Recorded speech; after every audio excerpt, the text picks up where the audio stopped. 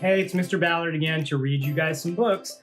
This book is very special to me. You have probably never seen this book before unless you've seen me read it to my class or you've seen me read it to one of the other classes that I've taken it into, because this book is not a book that you see around very much anymore, but this was my favorite book when I was a kid. And it's called One Monster After Another. And this is actually the copy, if you look inside. Yep. See, John Michael Ballard. My mom wrote that inside my books when I was a kid, so I wouldn't lose my books.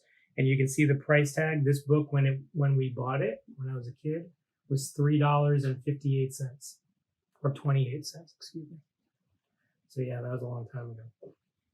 So anyway, if you know the little monster books, like Just Me and My Dad, or Just Me and My Mom, or Just Me and My Grandpa, those books, the little monster books, this is the same author, Mercer Mayer, that did those books, but this was a long time ago. Obviously, because it was my favorite book when I was a kid. So, One Monster After Another. My mom used to read me this book over and over again, so she's sick of hearing about it by now. There you go. I love the illustrations of these books. One day, Sally Ann wrote a letter to her best friend, Lucy Jane. She put it in an envelope and put the envelope into her mailbox.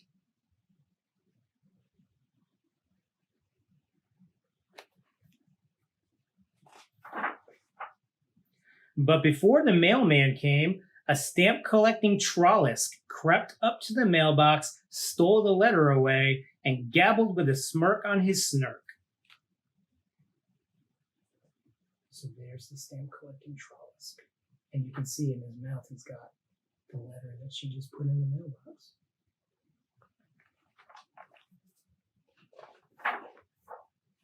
But before the stamp collecting Trollisk could tear off the stamp and collect it, a letter-eating bombinat flew out of nowhere and snapped up the letter.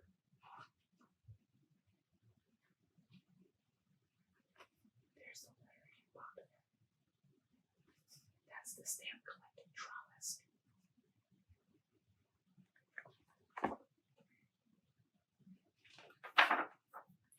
Over the blue ocean of bubbly goo, the letter-eating bombinat flew.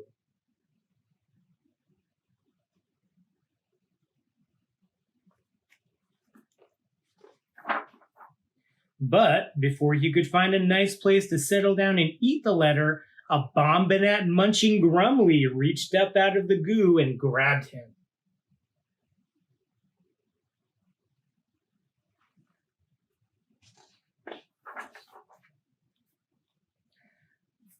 But before the bombinat munching Grumly could slither down into the sea for a nice bombinat lunch, snap! He was snagged by a big fishing net and hauled wiggly squiggly on board a fishing boat.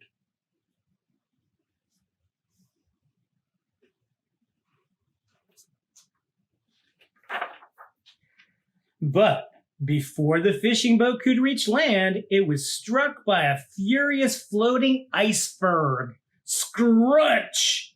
As the ship went down, the captain quickly stuffed a note into a bottle. He pushed in the letter for good measure and then threw it into the ocean.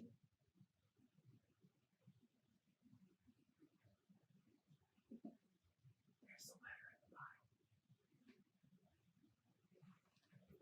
bottle. And the bombinat flew away.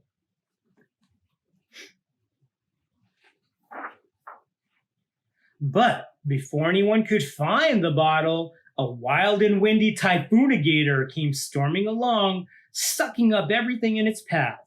It sucked up the whole blue ocean of bubbly goo, the bottle too, and then blew itself away.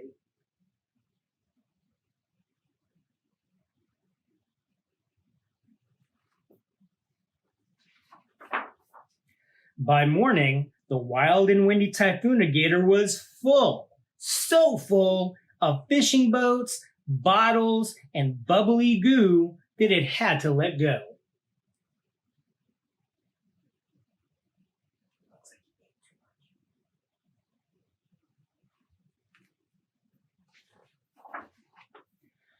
Down fell the letter which was in the bottle, which was in the blue ocean of bubbly goo.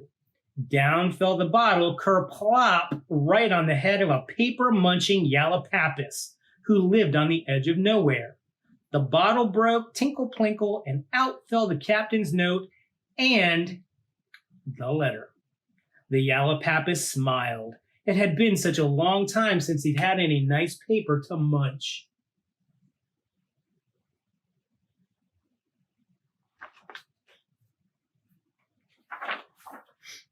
Gleefully, he grabbed the captain's note and munched it.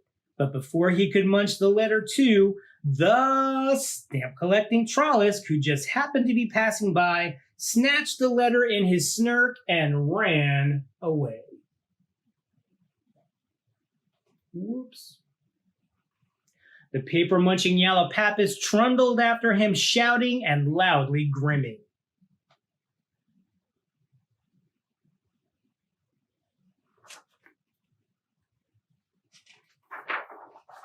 Suddenly, out of the sky swooped the letter-eating Bombinat. Snip! He snapped up the letter.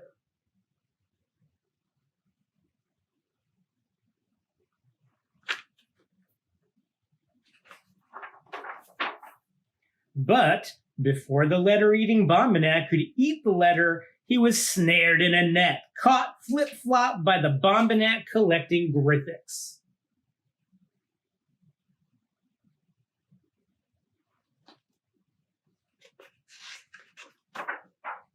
The Grithix, as everybody knows, is a Bombinat collector, not a letter collector. He had no use for someone else's mail, so he did what anybody should do with a lost letter. He mailed it. The paper-munching Yallowpappus and the stamp-collecting Trollisk and the letter-eating Bombinat watched helplessly as that Grithix opened an official-looking mailbox and dropped the letter in.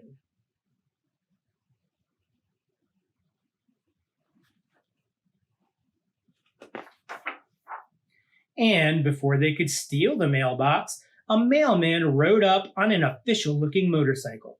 "Stop!" he cried. "Unhand that official mailbox!" There was nothing they could do. After all, he was an official mailman.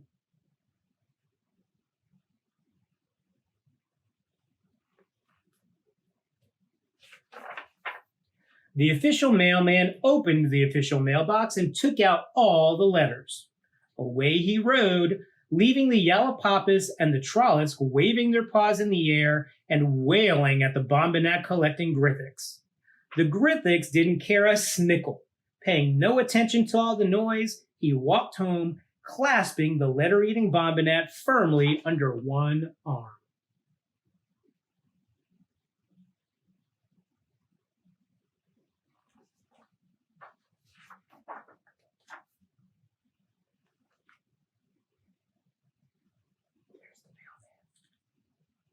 Like they're chasing him.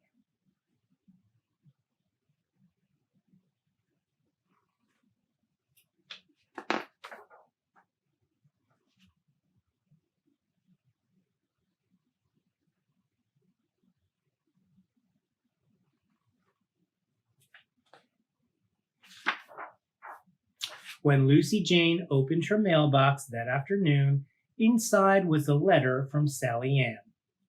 Dear Lucy Jane, nothing exciting ever happens around here. Please come and visit. Your best friend, Sally Ann.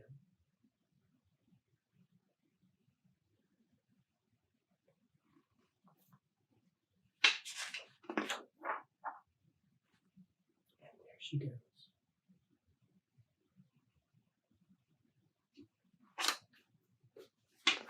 And that's the end. So again, this was One Monster After Another by Mercer Mayer. This was one of my favorite books. When I was a kid, my mom read it over and over and over to me. And when I was a kid, part of what I did to learn how to draw was I would copy the pictures out of this book. So we'll be back again soon with some other books for you, and keep reading.